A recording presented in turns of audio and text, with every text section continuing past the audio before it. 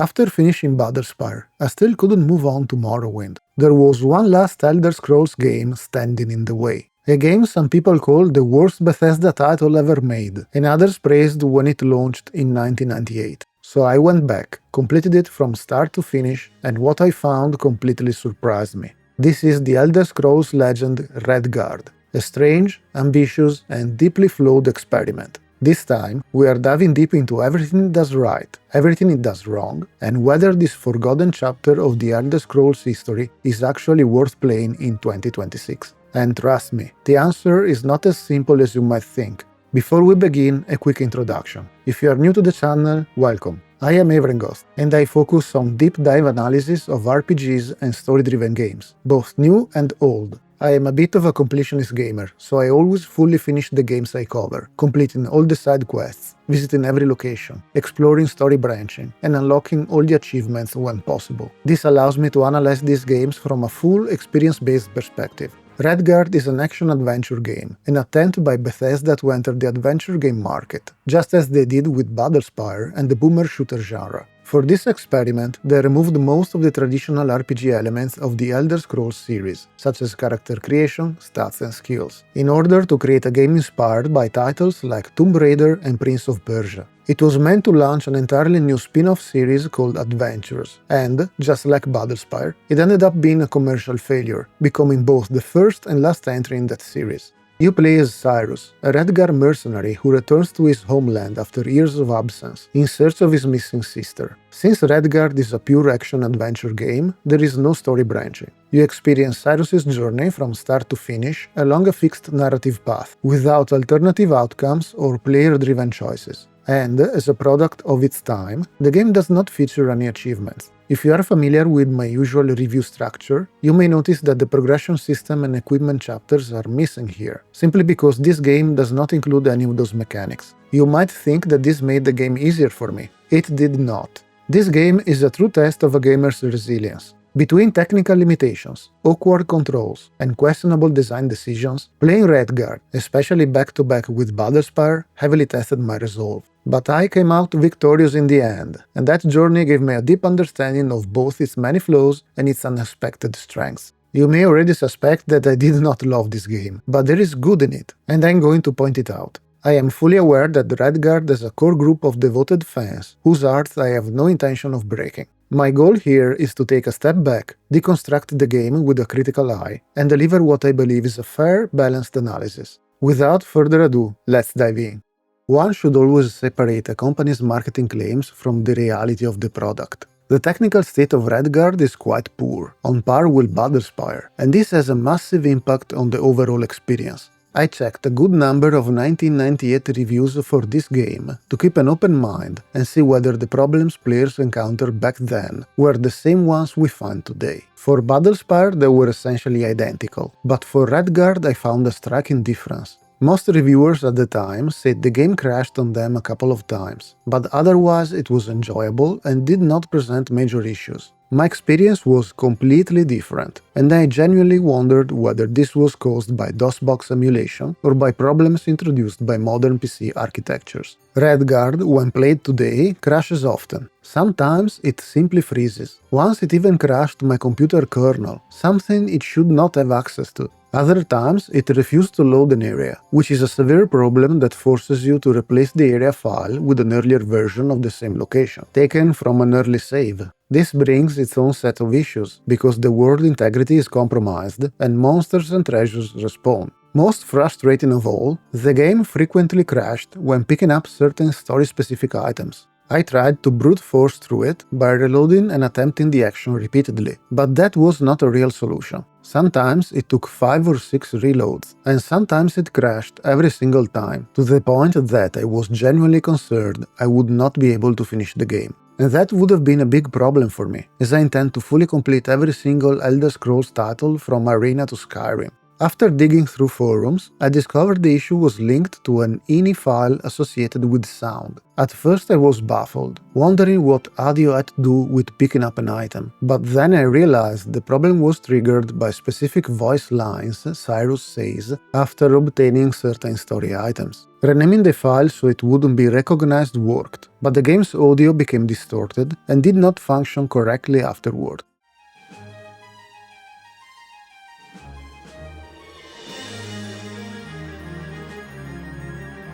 So I had to rename and restore it repeatedly as needed. This was a fairly common bug, and the fact that reviews from 1998 and 1999 never mentioned it makes me think it might not have existed back then. Besides that, the game suffers from several other minor but still annoying issues. For starters, the music is extremely loud, and adjusting the volume slider in the options does nothing. It simply does not work. When loading a new track, the game emits a high-pitched screeching sound, and the audio overall feels low fidelity and muddled. I'm just a poor working stiff. Bird in the hand is better, you know what they say. The second problem you notice immediately is the input delay. The controls are imprecise and become very frustrating during platforming, and Redguard includes a fair amount of it. Twice the game scrambles Cyrus's movement, making him take a step, stop as if blocked by something, and then take the next step. I had to reload a much earlier save to fix it, because saves close to the bugged situation kept reproducing the problem. Since Redguard was built using X-Engine, Bethesda's in-house engine at the time, it has the usual problems present in their earlier titles: clipping, getting stuck on edges and furniture, and difficulties with grabbing ledges. These were not limitations of the era. I remember playing Tomb Raider 1 and 2 during those years and not encountering problems like these. Bethesda also reworked the engine to support 3DFX hardware, especially voodoo cards, something they were heavily criticized for not doing with Battlespire a year earlier. It is not something you notice or care about today. The game was praised for its graphics at the time, but also criticized for still being a DOS title when most developers had already moved to Windows. In fact, Redguard was one of the very last major games developed for DOS. And now that I am on my 4th Elder Scrolls retrospective, I am no longer surprised that Bethesda has long been criticized for relying on outdated technology.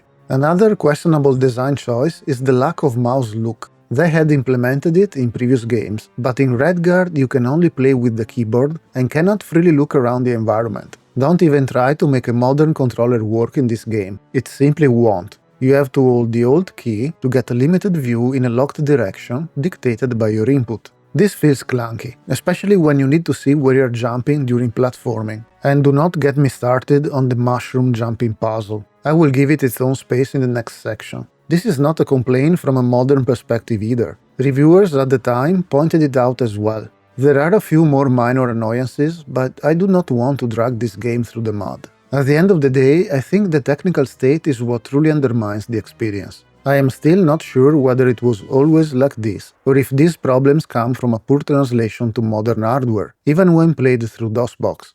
Regarding exploration, while it may not seem impressive to a modern audience, it was considered quite good for its time, and in many ways it laid the foundation for what the series would later become. This is the first Elder Scrolls game to feature an open world that is handcrafted rather than procedurally generated. This approach will be adopted in all later titles. Battlespire was also handcrafted, but it did not give players the freedom to come and go as they pleased, as it had a sequence of 7 levels to progress through, one after the other. In Redguard, after the game's introduction, almost the entire island is open, allowing you to roam freely while solving the game's various puzzles. There are 16 locations in total, including dungeons like the catacombs, goblin caves, and different labyrinthine sections of the palace. While the scenery may just seem pixelated and blocky today, it offers good variety. You have the expected tropical island elements, an entire undead island, catacombs, a dark cave filled with goblins and trolls, maze-like governmental palace corridors, and the first explorable Dwemer ruins, filled with their ancient technology.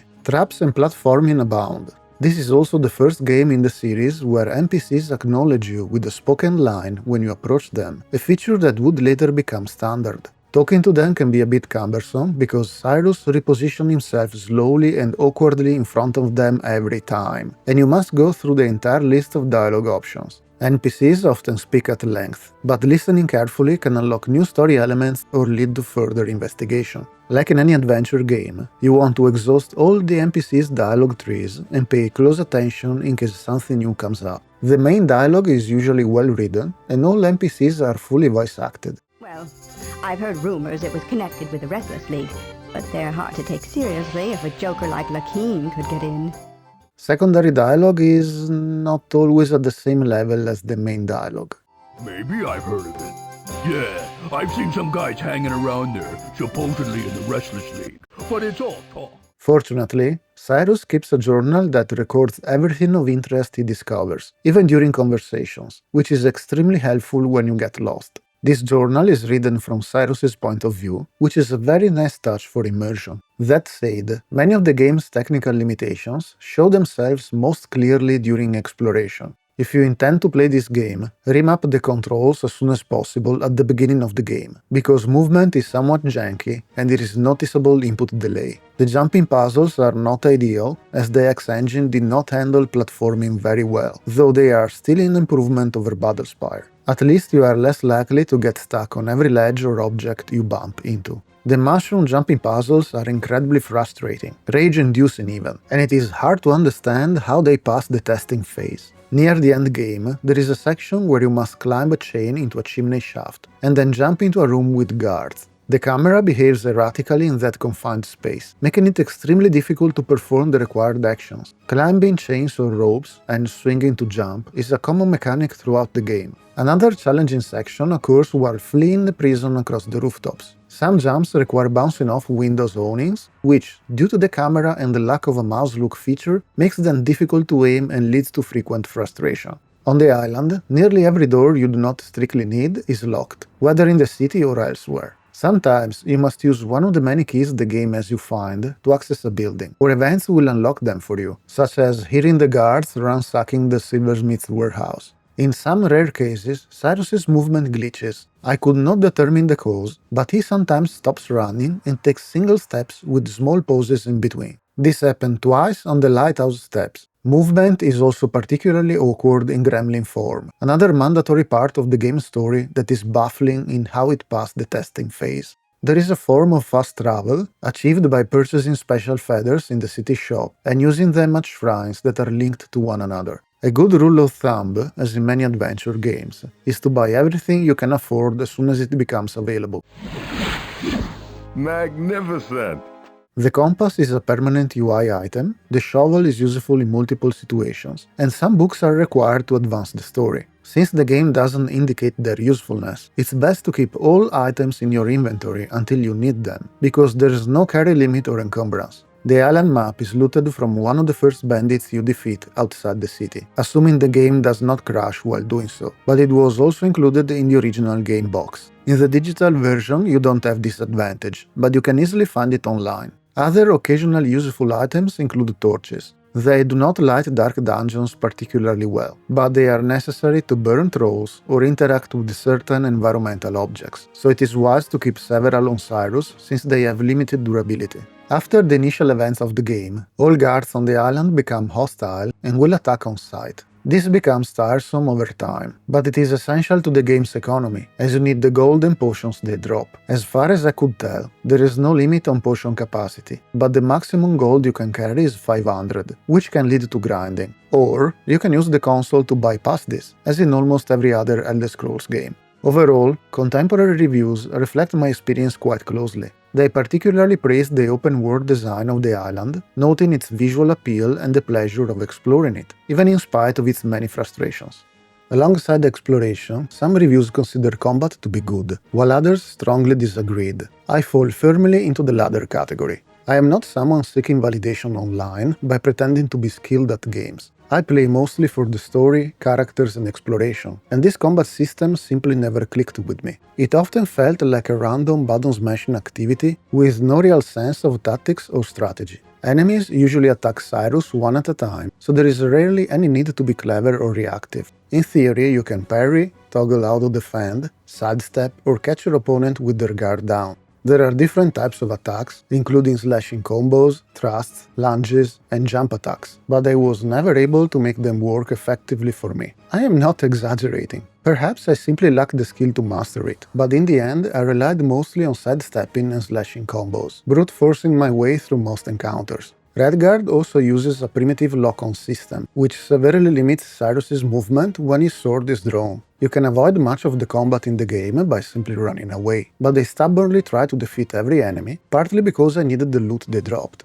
Enemies, especially guards, will taunt you while fighting them, often repeating the same lines over and over. At first this is amusing, but over time it becomes irritating and frankly a bit cringe-worthy. Cyrus's life is represented by a burning candle with a percentage indicator that you can hide if you want to add an extra layer of challenge. Enemy attacks and various potions remove or restore fixed portions of it. Healing is performed with 3 items. A classic health potion that restores 15 health and can be looted or purchased at the Mage's Guild. A bottle of pure water that heals 5 health and can be replenished at the city well, containing 20 sips. And an upgraded version infused with aloe that heals 15 health, a plant available at the city store. Visiting the store, guild and well became a constant chore throughout the game. Enemy variety is limited. Beyond special enemies like Drum or Governor Richton, and bosses like the Ogre, the Centurion and the Dragon, you mostly fight guards or bandits, skeletons and zombies on Nagasta's island, and goblins and trolls in the caves. Guards come in 3 power levels, easily identified by the color of their uniforms: brown, silver and gold.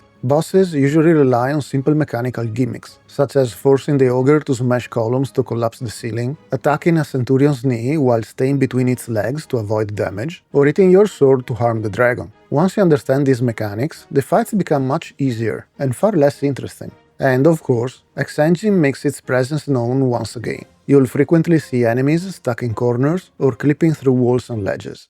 Now, as mentioned earlier, there is no character creation in this game, which is a strange choice for a title set in the Elder Scrolls universe. One of the core pillars of the series is to create your own character and play it as you see fit. Instead, we play as Cyrus, a Redguard swashbuckler who has been a pirate and a mercenary. He is no saint, but he follows a personal moral code that is supposed to make him likable. His backstory is presented in the comic book that came with the original game box, now included as a PDF. Cyrus was born in the city of Sentinel, in Hammerfell, near the end of the Second Era, when Tiber Septim was rapidly conquering territory. At the time, Hammerfell was divided into 2 main factions, the Crowns and the Forebears. To paint this in broad strokes, the Crowns were traditionalists, while the Forebears had a more progressive outlook and worshipped the same pantheon as the Bredons. This ideological divide eventually led to civil war. The Forebears, finding themselves on the losing side, allied with Tiber Septim, allowing the Imperials to capture the province. They later regretted this decision and joined the Crowns in rebellion, but these events lie outside the essential background needed to understand Redguard. Cyrus was the son of a crown playwright and had an older sister named Isara. On the brink of the civil war, she married a Forebear actor named Hakan, and you can already sense how volatile that situation might become. Cyrus trained in swordplay under his brother-in-law and was influenced by his political views. When Cyrus later confronted his father over his allegiance with the Crowns, he composed a noble play intended to reconcile the 2 factions, and it succeeded in postponing the war for a few years. Hakan, however, was furious. The play led to the disbanding of the Forebear militia, which he viewed as a betrayal. Drunk and enraged, he confronted his father-in-law during a celebratory dinner. When Isara stepped in to stop him, he struck her. Cyrus rose to defend his sister, and the confrontation ended in a duel that left Hakan dead. After this tragedy, Cyrus fled both his family and the law by joining the crew of a pirate named Tobias, a half-Nord captain who sailed across much of Tamriel. Cyrus worked alongside him and later for a Khajiit crime boss, traveling as far as Argonia and Morrowind. Eventually, he went freelance, living the life of a mercenary and wanderer. In the year 864 of the Second Era, Cyrus received a letter from Tobias, stating that his sister has gone missing on the island of Stros-Makai, following the Battle of Handin Bay. This marked the end of the Civil War and the final conquest of Hammerfell by Tiber Septim. After years of distancing himself from his past, Cyrus decided to abandon his mercenary life and return home to find his sister. And this is where the game's story truly begins. Now, the story in Redguard is not strictly linear. You can uncover clues and complete quests in almost any order, while the major milestones that push the narrative forward remain fixed. I am going to recount them in a general order, but keep in mind this may not match your own playthrough. Only the overall narrative stays consistent. Of course, spoiler alert if you have not experienced Redguard and intend to. The story begins with Cyrus on a ship bound for Stros Mackay, a tropical island near Hammerfell coast. Before the journey can finish, the vessel is intercepted by the Restless League, a band of outlaws roaming the sea. Two of their pirates board the ship, forcing us into our first fight, while Brennan, the ship's captain, hides below deck. Once the attackers are dealt with, Brennan suddenly reappears, and the ship finally reaches the docks. We step onto Stros Mackay and check a letter from Tobias, our former captain, who is staying at the Dragon Tail Inn. He claims to know something about the disappearance of our sister, Izara, which makes the inn the obvious starting point. On the way, we can speak with the locals to learn about the growing tension between the Crowns and the Four Bears, the threat posed by the Restless League, and the many rumors surrounding Izara. At the Dragon Tail, Tobias shares what little he knows. We also talk with the Argonian barkeep and even rough up a few Four-Bear troublemakers in the tavern without attracting the guards. From here, Stros Mackay opens up in several directions, and the investigation truly begins. Our first major lead comes from a dock worker named Kotaro, who offers what is framed as a simple delivery job: retrieve an amulet from the necromancer Nagasta and deliver it to the governor. It already feels suspicious. Why would the governor need anything from a necromancer? But this is an adventure game with no meaningful branching, so refusal is not an option. Reaching Nagasta's island requires crossing collapsing bridges over lethal sea creatures and hiring a skeletal boatman who demands payment. There is no dialogue option for this. You simply have to figure out on your own that using gold coins on a skeleton is the solution, which may take some time.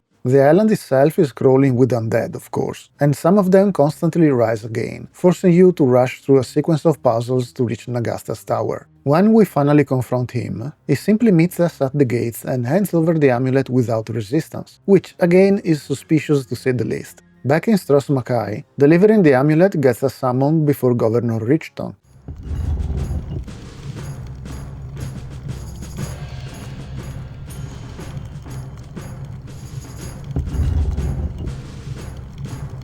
This man insisted he deliver the amulet to you himself, my lord. A certain amount of persistence is admirable, isn't it, Drab? Very well. Your job is done. Give the amulet to one of the guards. Cyrus immediately proves himself to be catastrophically reckless, to not say plain stupid, by threatening the governor in front of his guards, which naturally leads to a fight. You are dismissed, Courier. We don't seem to understand each other, Governor. Izara is my sister, and this isn't an audience. It's an interrogation. Tell me all you know, or I'll give you more trouble than the League ever has. After we defeat a bajillion guards that insist on politely attacking us one at a time, a Dunmer assassin named Drum incapacitates Cyrus with a spell, and we wake up in the palace prison. There, a dying inmate gives us a key connected to the Restless League's lighthouse, which he managed to hide before being thrown into the cell. I remain deeply concerned about where exactly he hid that key. Anyway, we escape by loosening a stone block, climbing through a rope in the ceiling, and slipping into the palace's upper corridors. With our equipment confiscated, we avoid the guards until we recover our gear, then push deeper into a massive trial chamber split into 3 brutal gauntlets full of traps, lava pits, rope swings, and elite guards.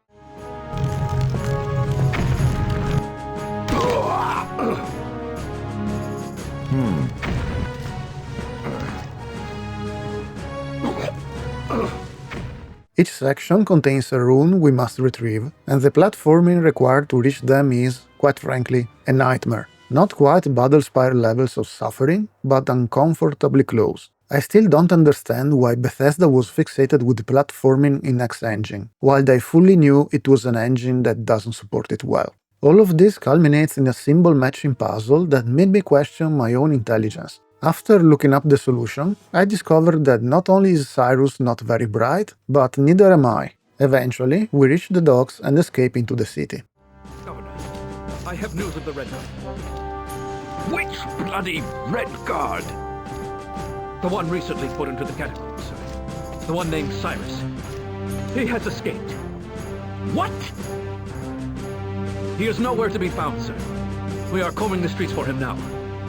But escape is impossible from the catacombs.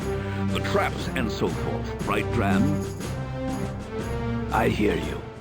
From this point onward, the city guard attacks us on sight, which becomes tedious, but conveniently turns Heavy Street into a renewable source of potions and gold. Not long after, we learn that Brennan, the captain of the ship we sailed in, is looking for us. Locals warn it's a trap, and they are absolutely correct. Confronting him leads directly to another fight with the guards, confirming his betrayal. With the Imperial government against us, our only remaining lead to Izara leads us to the Restless League. To contact them, we discover that we need access to a not-so-hidden smuggler's den under the cartographer's shop, which requires a password. This kicks off a chain of puzzles involving a gambler named Rollo, a locket lost in a bet, and a series of increasingly absurd favors that strongly reminded me of Monkey Island. I ran in circles for far longer than I care to admit, but eventually tricked Rollo into leaving his house by faking a cargo delivery that needed to be unloaded at the docks, retrieving the locket, returning said locket to his original owner, who was an idiot and bet a locket his wife had gifted him, and finally obtaining the password from him, which is,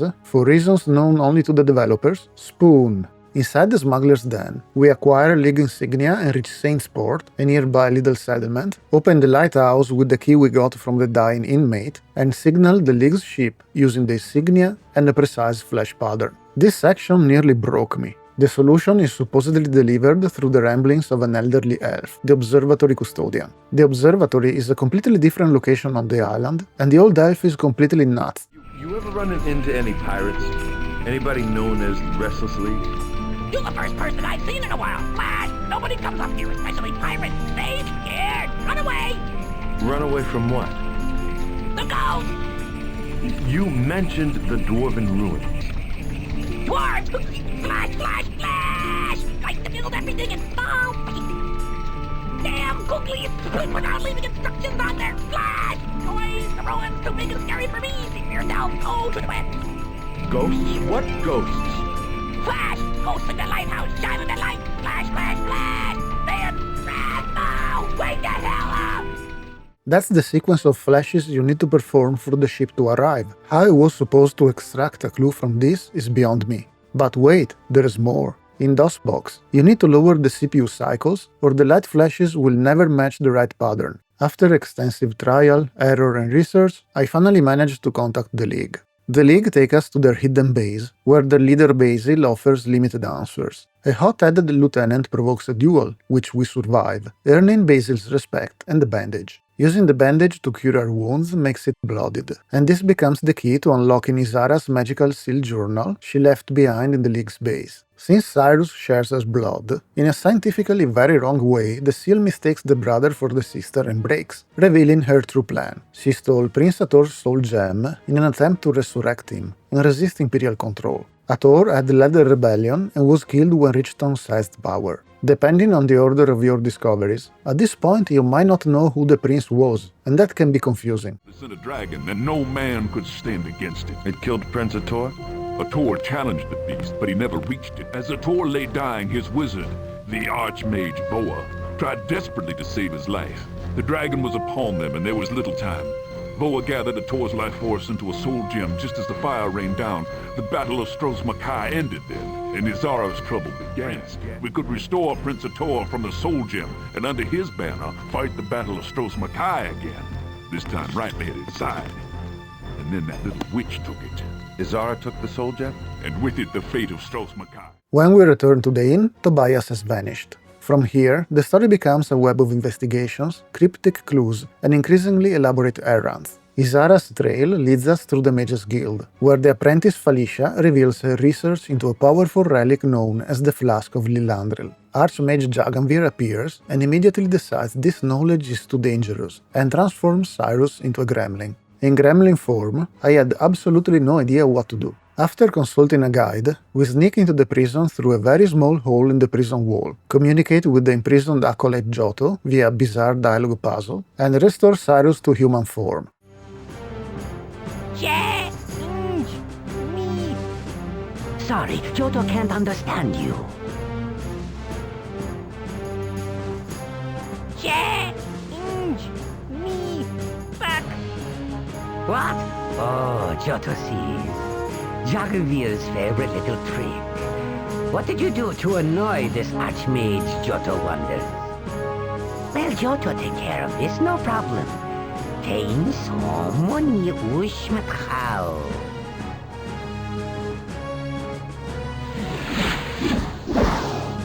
There you are. Giotto explains that he and Isara were pursuing both Nagasta's knowledge and the flask, and that he still possesses part of a map to find the flask. They really didn't search their prisoners before locking them up. I refuse to indulge in other guesses about hiding places. Before Giotto can explain further, the Dark Elf assassin Drum appears again, kills him, and forces another frantic rooftop escape that reminded me of the later Assassin's Creed, including some really frustrating platforming on window awnings. We then spend a significant portion of the game hunting down map fragments scattered across the island. This becomes Redguard's main mid-game structure, which smells a little like Battlespire, a loose scavenger hunt that pushes you into almost every major location, sometimes forcing you to revisit areas that you might otherwise leave behind. In practice, it means a lot of backtracking, guesswork, and hoping the game does not implode when you finally reach your objective. One of them, following the drunk and digging the map piece from his hiding spot, crashed my game every single time I tried to pick it up. I discovered the issue was the aforementioned voice line Cyrus would speak upon collecting it, so I had to implement the workaround already discussed. Other map pieces are gathered from the silversmith, whose warehouse is being ransacked from the city guards, giving the cartographer one of the books we bought in stock from the bookshop, and discovering that another piece of it is drawn behind the Restless League insignia we already have. The funny thing is that the only mandatory piece of the map we need is Giotto's one. All the others are optional. Once assembled, the completed map is cryptic, rotated 90 degrees, and explained poorly. It's essentially useless. Using the only clear clue, a shrine to Lecky which I never noticed, we count out precise steps and finally unearth the flask of Lilandril, signaling that the endgame is approaching. Before confronting Nagasta, we pursue one final lead at the Temple of Arcade, uncovering the disappearance of Brother Kithral. This takes us into the Goblin Caverns, which combine platforming, maze navigation, acid pits, collapsing platforms, and mushroom jumping puzzles in what I can only describe as sadistic enthusiasm. I completed the Chalice of Tears jumping puzzle in Guild Wars 2, and this was worse. Eventually, we ride a strange fish-like creature to reach a floating goblin hut, and the final chamber, Archmage Voa's tomb, who was killed in the same battle of Hunding Bay in which Isara disappeared. A massive ogre guards the tomb. I wasted many potions before realizing I had to lure the creature into destroying the room's support pillars to collapse the ceiling and kill itself. Anyway, we found Kithral's remains in the caverns and retrieved Voa's ring from the tomb, a powerful artifact capable of unsealing Ator's preserved body. With this, we finally understand the true scope of Isara's plan. She wanted to rejoin Prince Ator's body and soul, and use him to lead the rebellion against the Imperial occupation. Before moving toward the finale, we explore the long-rumored dwarven ruins on the other side of Strosmakai. We learn from NPC dialogue that the governor is interested in them. It feels more like a hint to check them out than a big story bit. After fighting a ton of guards just to reach the place, we needed to have read the book Dwarven Lore to decipher the runes and open the dungeon doors. Luckily, we already bought all the books Jeffer had in stock. This dungeon is a gauntlet filled with steam machinery, ancient mechanisms, hostile constructs, and massive puzzles. Exhausted, I eventually consulted yet another guide, manipulated a gigantic mechanical scarab to solve a puzzle which is a nightmare, with no clue to follow, and restored power to the complex.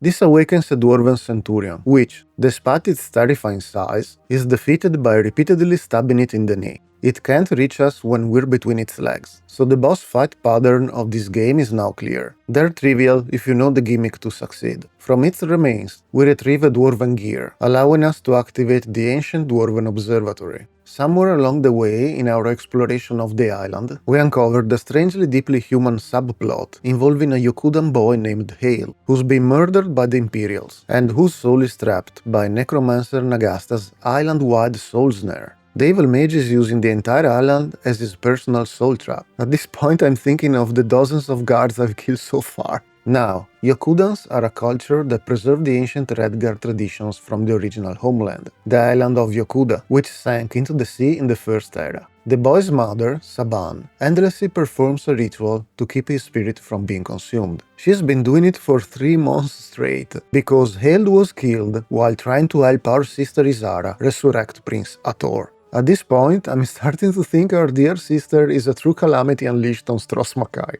At this point, we use the Dwemer gear to fix the observatory through some more platforming. We then operated the Dwarven astronomical machinery and determined the correct alignment for the Serpent constellation, so we can use Saban's Yakudan star chart and free Hale's soul. This was another moon logic undecipherable puzzle that I had to look up in a guide. Even after knowing the solution, I still had no clue on how I was supposed to know how to decipher the whole thing. And yes, I've read the book about constellations that the bookshop was selling. It's worth noting though that this is the first time in the entire Elder Scrolls series that birth signs make an appearance. With this knowledge, we return to Nagasta's tower and confront the necromancer using the Flask of Lilandril, reflecting his spells back at him and destroying the evil mage. Cyrus starts the fight with a badass line worthy of an 80s action movie.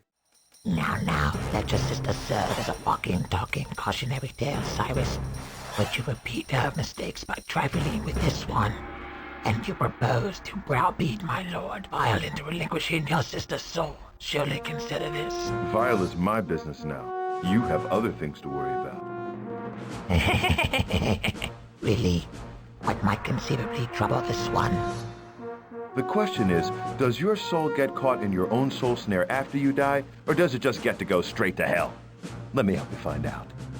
Our sister is there, catatonic, because she bartered her soul in exchange for Prince Hathor's resurrection. Izara strikes again, but this time she's the one paying the price for her recklessness. We solve another puzzle involving potions to open a portal into the realm of Clavicus Vile, the Daedric prince who is keeping our sister's soul prisoner. There, we wager Cyrus's own soul to win back Izara's, solving the classic Two Guardians riddle and restoring her at last.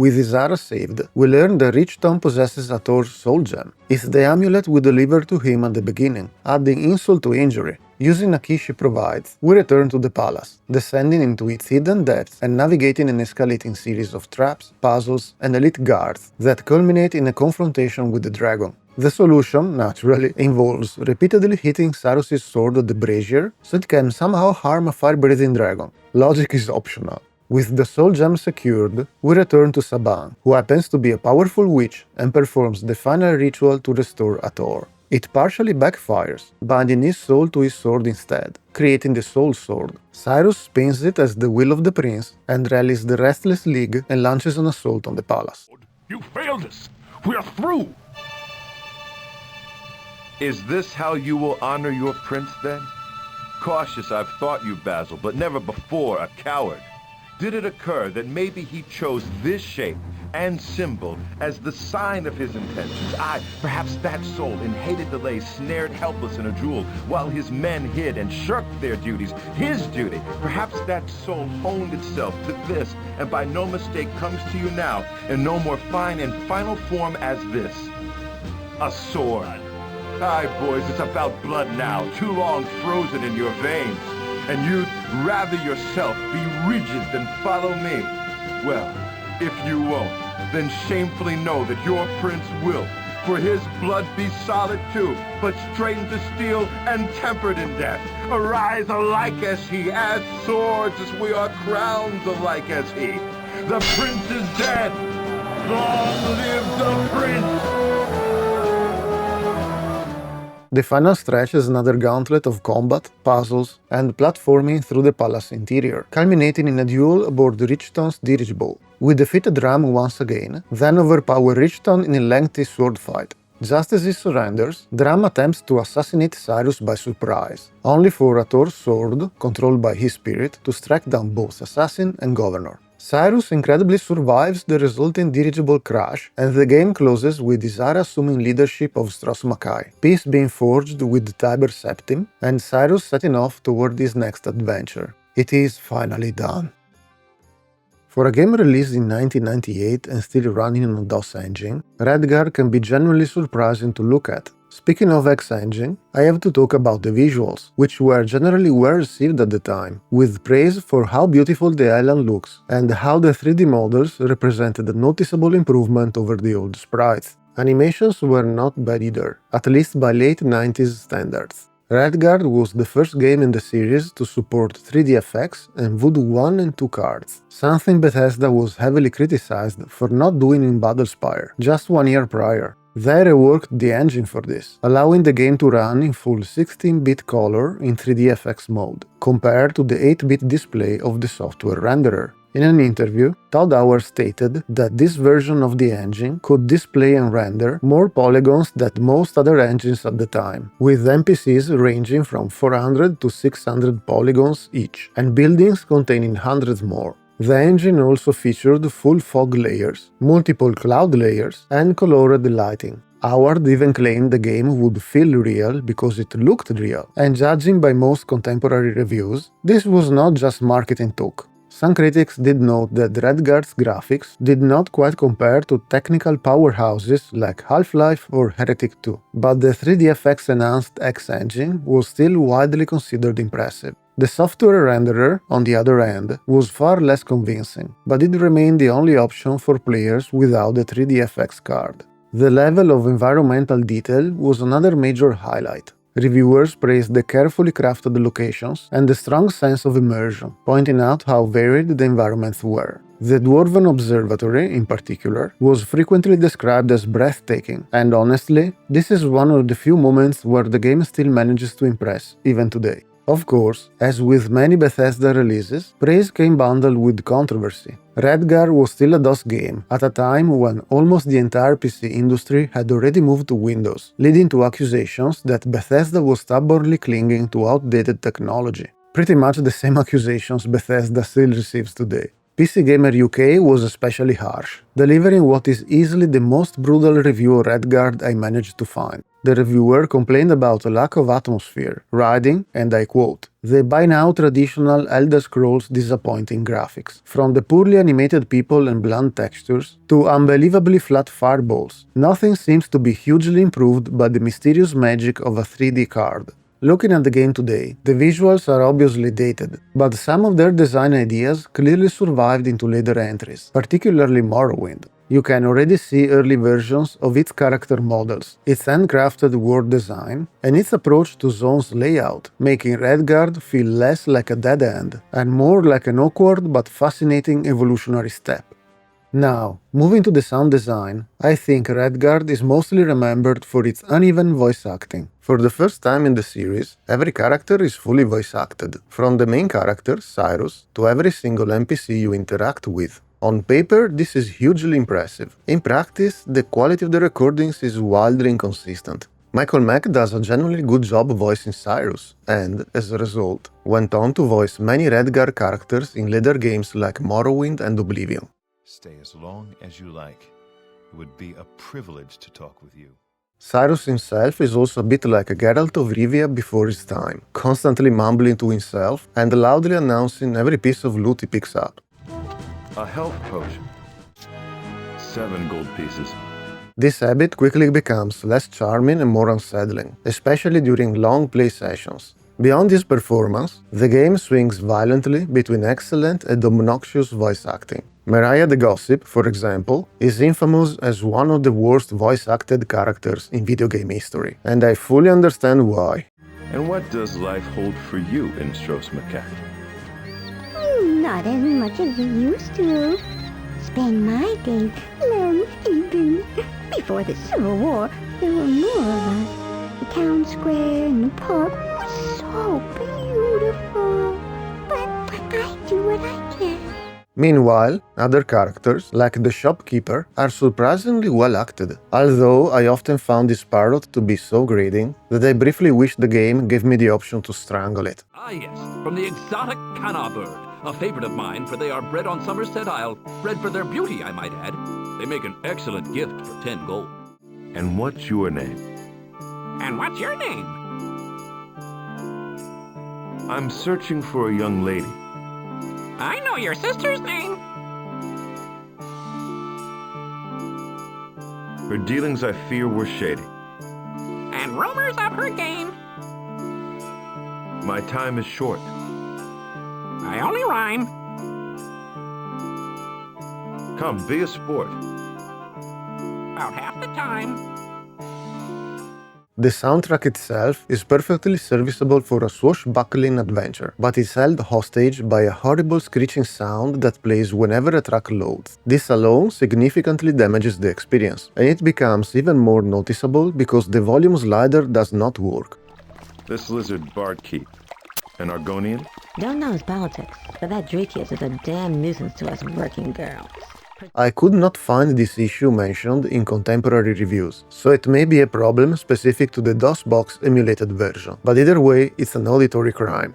Now that we understand the game, here is why it turned out this way. Redguard was published in November 1998 in North America, and arrived for us European peasants in March 1999. Today, it is available through Steam and GOG at a very low price. Since this is a game from the 90s, it comes with a proper manual, which you can find in PDF format in the games folder. It's short, to the point, and contains all the essential information. The game also includes a PDF version of the comic book that narrates the events leading into the game's story, which I already covered earlier. The original box was a nice collectible. It contained two maps, one of West Tamriel and one of Stros-Makai, the island where the game takes place. It also included the first edition of the Pocket Guide to the Empire, which is extremely important for Elder Scrolls lore and a fundamental read for any lore beard, since it established most of the series' foundational war building from Arena to Redguard. There was also an official strategy guide, sold separately of course, called the Redguard Companion.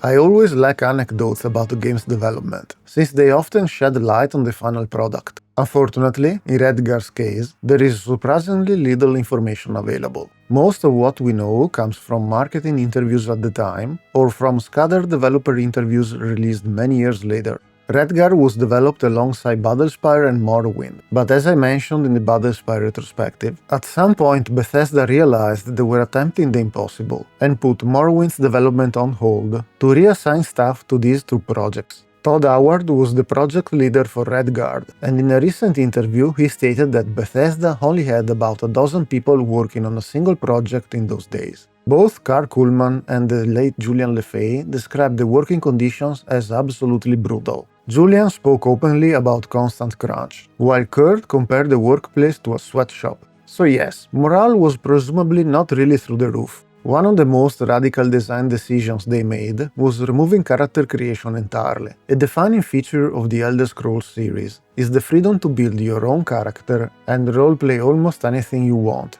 Redguard throws all of that out of the window and places you directly in Cyrus's booth. Even Battlespire allowed character creation, but here Bethesda fully committed to a Lara Croft-style action-adventure. This was almost certainly one of the decisions that hurt the game's sales. When you cultivate a loyal fanbase around specific design pillars and then remove them, the reaction is rarely enthusiastic. There are different philosophies on this. Some designers, like Richard Garriott, the creator of Ultima, argue that failing to innovate only leads to stagnation and diminishing returns. While that is true in principle, Redguard demonstrates the risk of innovation when it collides headfirst with player expectations. It's a delicate balance, and Bethesda arguably overshot the mark. Another assumption that later proved misguided was the belief that simplifying the game would automatically increase its commercial appeal. By removing complex character systems and emphasizing straightforward action mechanics, Bethesda hoped to broaden the audience.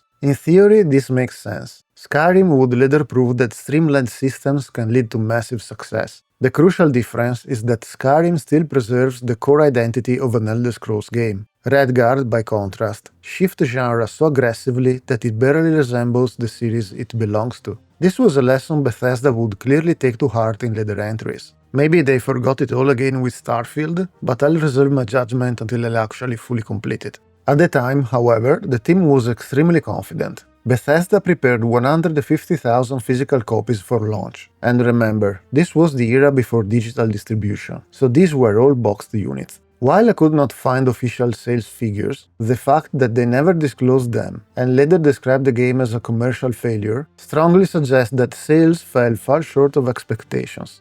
They marketed Redguard aggressively. Development took roughly 2.5 years, which was a long cycle for the late 90s, and they openly positioned it as a flagship release. In interviews, they even downplayed Battlespire, stating that it was not a premier title for them, while Redguard absolutely was. The marketing pitch described it as combining the action of Prince of Persia with the adventure and scope of Ultima 7, which I personally find optimistic at best. They also revealed unusually detailed stuff in breakdowns. At its core, the project consisted of about 10 people, including 3 programmers, 5 to 7 artists, 2 designers, and 3 developers dedicated entirely to 3D support. Over time, the team expanded to include additional animators, voice actors, testers, and marketing staff. By modern standards, this is a tiny team, which makes the game's scope all the more impressive, even if the execution sometimes struggles. With all of this in mind, it's time to step back and assess what Redguard ultimately became. Would I suggest playing Redguard today? I don't think so. It's wonky, janky, prone to crashes, and incredibly frustrating at times, and unnecessarily so. Bethesda was aware of X-Engine's issues with edges, platforming, and enemies getting stuck in corners, on stairs, or clipping through walls. These problems had been present since Daggerfall, yet they developed Battlespire, full of these issues, and still decided to persevere, turning Redguard into an action-adventure game that made these buggy features central to its core gameplay. It comes as no surprise that, despite receiving generally positive reviews at the time, Redguard was a commercial failure, and that makes it more than just a flawed spin-off. It became part of the chain of events that nearly killed Bethesda as a company. After Battlespire and Redguard, if Morrowind hadn't been a hit, they might have been gone for good. If it were the modern AAA publishing landscape, they might have been pushed off a cliff. It was the reason why they put all their efforts into Morrowind, postponed its publication, and ultimately released, in 2002, what many consider the best Elder Scrolls game to date. But Redguard also has its merits. It introduced features that would become pillars of the series: a mostly open, handcrafted world, the freedom to roam almost anywhere, constellations and birth signs, and NPCs that are fully voice-acted and react when you pass near them. Lore-wise, besides adding Redguard-specific elements, it introduced the Dwemer for the first time, with their advanced steam-powered technology. This ancient, now vanished race would be expanded on significantly in Morrowind. In my opinion, Redguard aligns with Battlespire in being generally frustration-inducing and bug-ridden. It's worth playing only if you want to experience the evolution of the series, or if you are a hardcore fan. Some claim it's the worst Elder Scrolls game ever made, but I beg to differ. Maybe Battlespire was slightly worse, but not by much. I don't want to hit the game when it's already down, but its terrible technical state is what really drags it down. It was intended to be the Elder Scrolls equivalent of Tomb Raider, and in that sense it was a disappointment. As a final curiosity, Redguard was originally meant to launch a full spin-off series with 2 additional planned entries, Eye of Argonia and Paradise Sugar, set in Argonia and elsewhere respectively. There were even plans for Isara to be the protagonist of Eye of Argonia. Redguard was intended as a kind of pilot episode for this series, which ultimately never materialized. Thank you so much for watching, I really appreciate it. If you found this video a nice trip down memory lane or an interesting insight into a game you weren't familiar with, please consider subscribing to the channel. As you can see on the screen, I've already covered Arena, Daggerfall and Battlespire, and I think our next stop is obvious. Take care of yourself, and I'll see you in the next video. 5 gold pieces.